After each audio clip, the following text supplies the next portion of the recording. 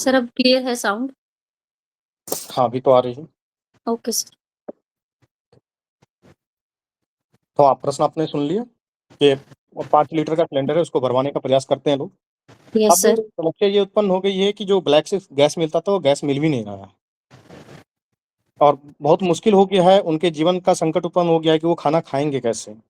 आप समझ रहे हैं, कोई स्टूडेंट है, लॉज में रहते हैं, उनको 5 लीटर का सिलेंडर भरवाए जाना है। अब वो लड़के जाम कर दिए हैं रोड को कि अब मुझे जो है कि गैस चाहिए। आप उसे कैसे उसके उसके लिए व्यवस्था करेंगे गैस का कि उन्हें भी गैस मिल सके।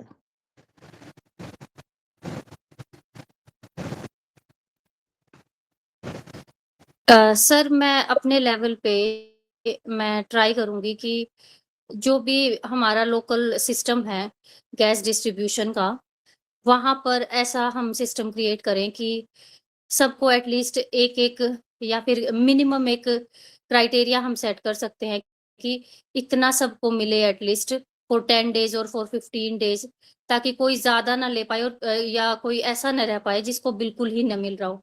थोड़ा सा इक्विटेबल हम उसको बाँटने की कोशिश करेंगे सर, ये हम कर सकते हैं।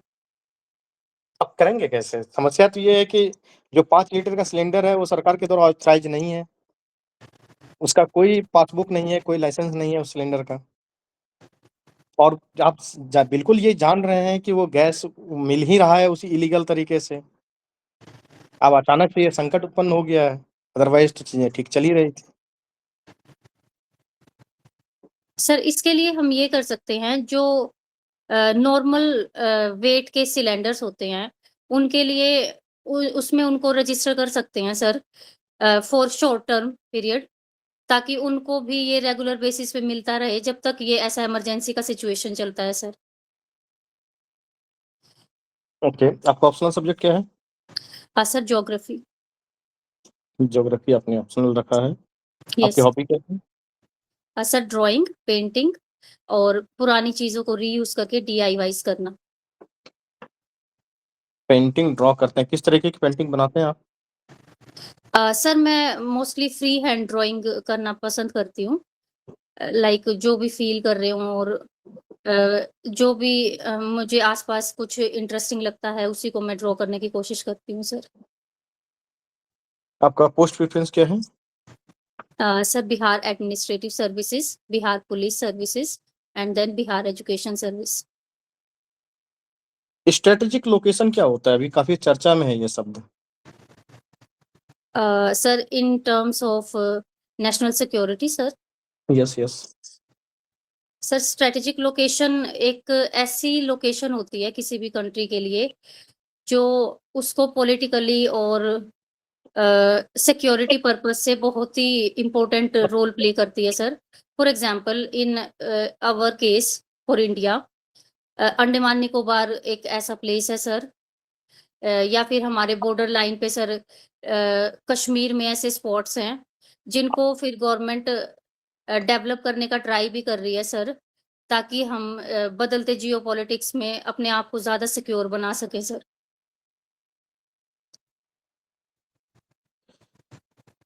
ईरान ने आज एक प्रस्ताव दिया है कि अगर युद्ध को समाप्त करना चाहते हैं तो ये 3 बातें आपको माननी पड़ेंगी। उस प्रस्ताव में क्या है? आई एम सॉरी सर, मैंने आज का न्यूज़पेपर में पढ़ नहीं पाई थी सर। अच्छा अच्छा। मैंग्रोव वन का महत्व बताइए। I am sorry sir. Mangrove forest का क्या इम्पोर्टेंस है?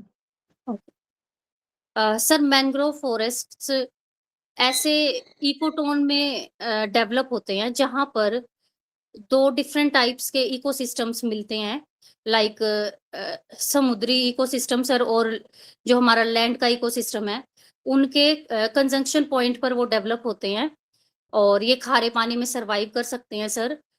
और इनके बहुत सारे बेनिफिट्स हैं सर, लाइक जब साइक्लोन्स या फ्लड्स आते हैं तो ये हमारा एक प्राइमरी नेट ऑफ सिक्योरिटी बनते हैं सर। और इसके अलावा ये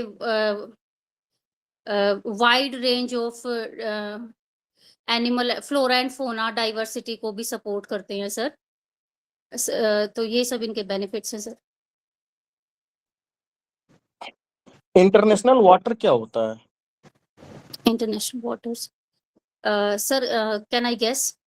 Yes.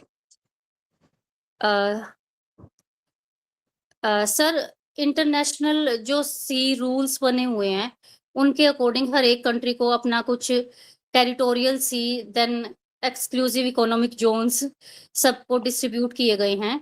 उसके बियॉन्ड जो सीज़ होते हैं, आई बिलीव वो इंटरनेशनल सीज़ होते हैं, जो किसी एक कंट्री के ना होकर जिस पर सबका साझा जिसको सब साझा रूप से यूज़ कर सकते हैं to navigate and to sir travel, I believe sir. Okay, over to Neha ma'am. जी thank you sir. Sir. Hello good Renu evening ji. Ma'am. Good good evening evening. Ma'am. अभी आप प्रधानाध्यापिका हैं या शिक्षिका? सर मैं शिक्षिका हूँ। शिक्षिका हैं। Yes ma'am. क्या सब्जेक्ट पढ़ाती हैं? Social science. Social studies, yes ma'am. Social studies में स्पेसिफिक कुछ आपका है या फिर whole social no study? Ma'am, उस लेवल पे 8th तक के लेवल पे हमें सारी ही चीजें उसमें करानी होती हैं, लाइक पॉलिटिक्स भी और इकोनॉमिक्स भी उसमें इंक्लूड होती है और हिस्ट्री भी। चलिए, इकोनॉमी, हिस्ट्री, पॉलिटी सारे कुछ पढ़ाती हैं। Yes ma'am. हिस्ट्री के कुछ ऐसे इम्पोर्टेंट चैप्टर और पॉलिटी के कुछ ऐसे इम्पोर्टेंट चैप्टर आपको लग रहा है बच्चे पूरी चीज कवर नहीं कर पा रहे हैं, उनके पास सिलेबस कवरेज की कमी हो रही है, समय नहीं मिल पाया। कुछ बच्चे ड्रॉप आउट रहते हैं, आधे दिन स्कूल आते हैं, आधे दिन स्कूल नहीं आते। तो उन बच्चों को अगर आपको कुछ ऐसे 2-4 चैप्टर सेलेक्ट करके समझाना हो कि ये चीज़ अगर मेजरली समझा दीजिए तो बच्चों को एटलीस्ट एक आइडिया हो जाएगा पॉलिटी के लिए और हिस्ट्री के लिए। आप कौन-कौन सा चैप्टर चूज़ करेंगी?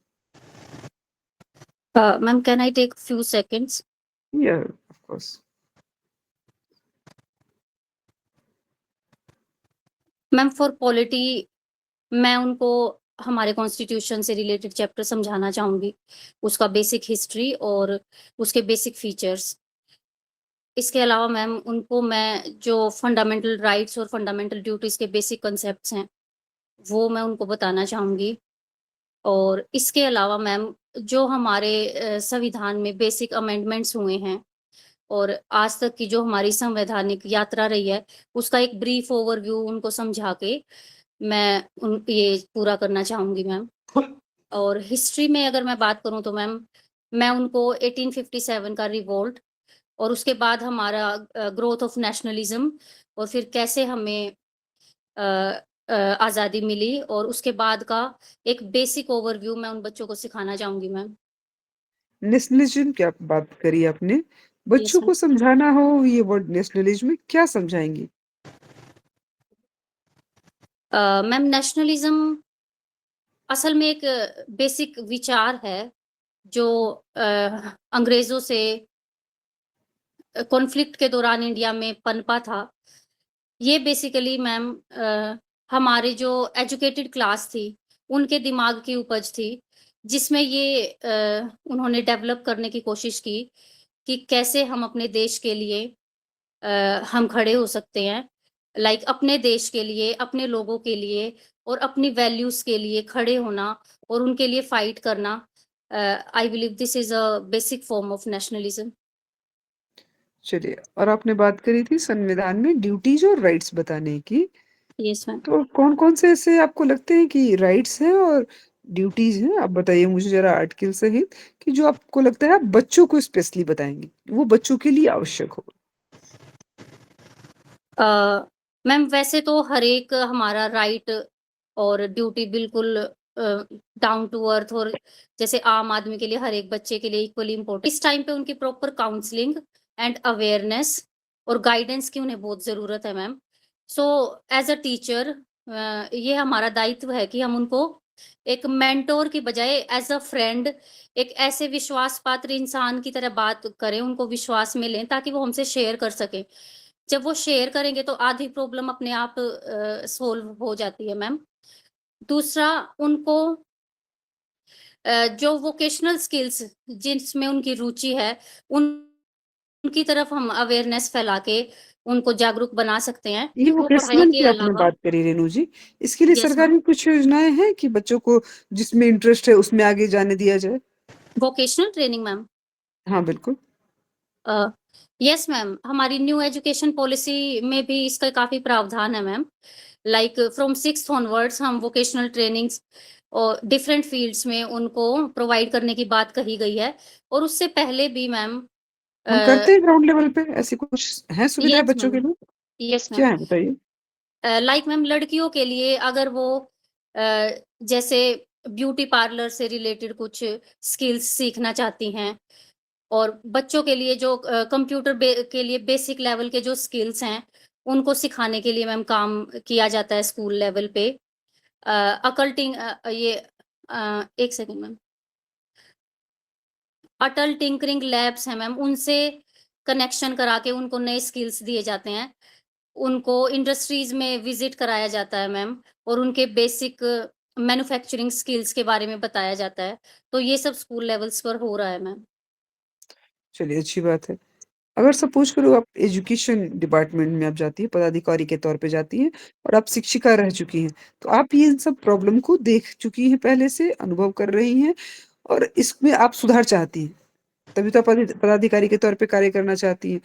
यस इनमें मैम। सुधार करने के लिए जितनी भी आपने अभी समस्या बताई, आप सबसे पहले एजुकेशन ऑफिसर के तौर पे जाएँगी तो क्या समस्याओं का निदान करेंगी आप? बस 2 टॉप प्रायोरिटी आपको रखनी है, बताइए? मैम सबसे पहली प्रायोरिटी तो ये होगी, ऑलरेडी बहुत सारी अच्छी-अच्छी योजनाएँ अभी हमारे देश में चल रही हैं, स्टेट्स में भी। मैम उन्हीं को इम्प्लीमेंटेशन में जो गैप्स हैं, उनको मैं दूर करने का प्रयास करूँगी मैम। क्योंकि बजट्स काफ़ी सफिशिएंट गवर्नमेंट की तरफ से आता है और इंफ्रास्ट्रक्चर को बना दिया जाता है मैम, लेकिन जो गैप है वो मेनली मेंटेनेंस में हमें दिखता है। तो उसको मैं दूर करने का प्रयास करूँगी। और दूसरा मैम मैं डिजिटल एजुकेशन को बढ़ावा देना उसका प्रयास करूँगी मैम, ताकि बच्चे ज़्यादा से ज़्यादा आज के बदलते युग में डिजिटली साक्षर हो पाएँ। Thank you Renu ji. Thank you ma'am. Renu कैसा रहा इंटरव्यू आपका? जी सर। मैम 7th अप्रैल को है अभी, बट मैंने अभी एप्लीकेशन दी हुई है मैम, क्योंकि मेरा पंजाब पीसीएस का मेंस है उस टाइम पे, सो मे बी मेरा मार्च में भी हो सकता है, वेरी अगर गुड। डेट चेंज हुई तो। हाँ, वो कर देते हैं। आप अगर उनसे हाँ जी। बोलेंगे स्पेसिफिक डेट, क्योंकि अभी यस फर्स्ट चीज़ सर, वाली मैंने एप्लीकेशन दी है सर। तो खैर कोई नहीं, जब भी आपका इंटरव्यू हो, आप वेल प्रिपेयर्ड दिख रही हैं। अच्छा लग रहा है कि आप बहुत अच्छे-अच्छे आंसर्स कर पाती हैं, मैच्योर तरीके से आंसर कर पाती हैं। तो थैंक यू सर। ये कुछ पॉजिटिव एस्पेक्ट्स हैं आपके पर्सनैलिटी के, और कुछ मैम बताएँगी, उसके बाद फिर हम बात करें। जी सर। बिल्कुल, बिल्कुल रेणु जी, सज्जड सर ने जैसा कहा कि आप बिल्कुल प्रिपेयर्ड दिख रही हैं। आप बिल्कुल कामनेस के साथ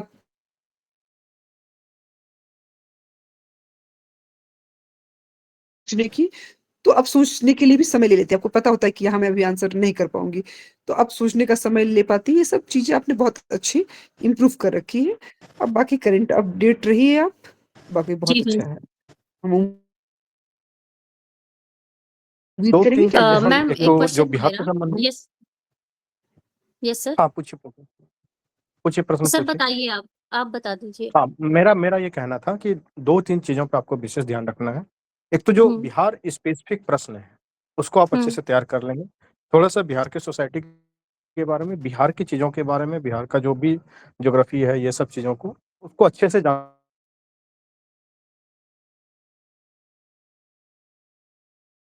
बाहर के आउटसाइडर का तो यहाँ पता चलता नहीं है। अगर उन्हें पता चल भी जाए, क्योंकि आप अध्यापिका हैं, अगर अपने इसका ज़िक्र करते हैं, और ज़िक्र तो करना ही पड़ेगा, क्योंकि ये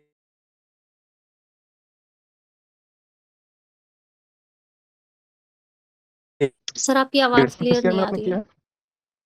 आपने यस ग्रेजुएशन सर। किस ईयर में किया है? आपने सर ग्रेजुएशन किस ईयर में किया है? 2017 में। सर 2017। ओके।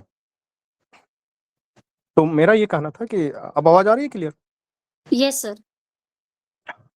तो मेरा ये कहना था कि एक तो बिहार के बारे में आपकी जानकारी अच्छी होनी चाहिए, दूसरा बिहार से हुँ। संबंधित करंट अफेयर,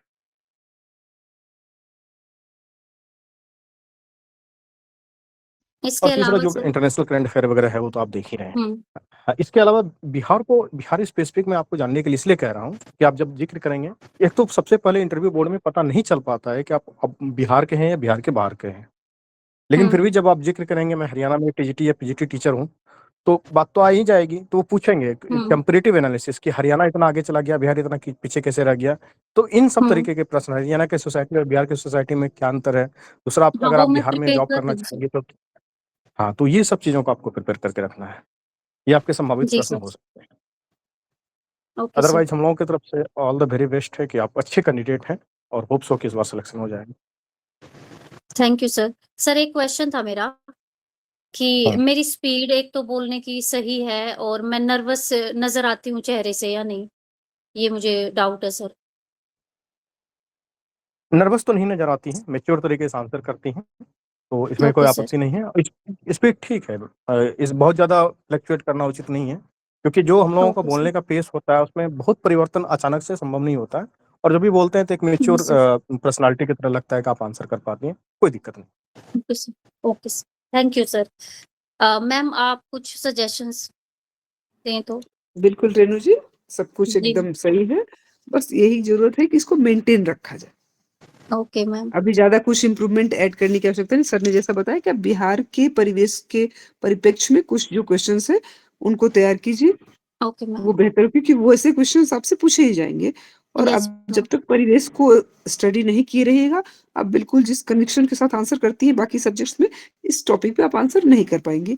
तो इसको बेहतर तरीके से प्रिपेयर कीजिए, बाकी आप यस आंसर्स मैम। बहुत अच्छा कर लेती हैं। Okay ma'am. Thank you ma'am. Thank you. All the best. Thank you sir. All the very best. Neeraj, thank you sir. Most welcome. Yes sir. Hello Neeraj ji, yes ma'am. अपना संक्षिप्त परिचय दीजिए।